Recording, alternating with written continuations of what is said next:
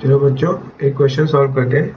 As per the general rule, stranger to a contract can not file a suit in case of breach of contract. Stranger to a contract मतलब कि मान लो ए और B के बीच में contract हुआ है, तो दोनों एक दूसरे पे केस कर सकते हैं अगर कुछ लफड़ा हुआ तो, अगर कुछ गड़बड़ हुई तो। ए ने अपना काम नहीं किया या बी ने अपना काम नहीं किया तो वो दोनों एक दूसरे पे केस कर सकते हैं। अगर कोई थर्ड पार्टी है जैसे सी, तो सी बीच में टांग नहीं लड़ा सकता। इसको क्या बोलते हैं टेक्निकल लैंग्वेज में? अपन को पता है कि इंडियन कॉन्ट्रैक्ट एक्ट के हिसाब से इसको doctrine of privity of contract बोलते हैं। Comment and explain the exceptions to this rule, मतलब दो चीजें करनी है, कमेंट करना और इसके एक्सेप्शंस बता रहे।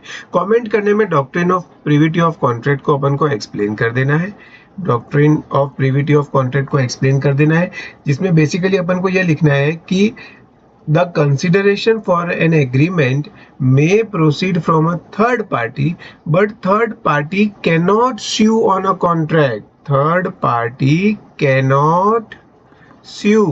ये चीज अपने को मेंशन करनी है, तो ये अपना हो जाएगा एक्सप्लेन वाली बात, यानी कि कमेंट वाली बात। जो अपने को फर्स्ट चीज पूछे ना, कमेंट, कमेंट यहाँ पे पूछा है कमेंट, तो ये तो कमेंट वाली बात हो गई। अब अपने को इसके एक्सेप्शंस बताने। एक्सेप्शंस का मतलब ये हुआ कि ये वो केसेस है जब थर्ड पार्टी स्यू कर सकती है।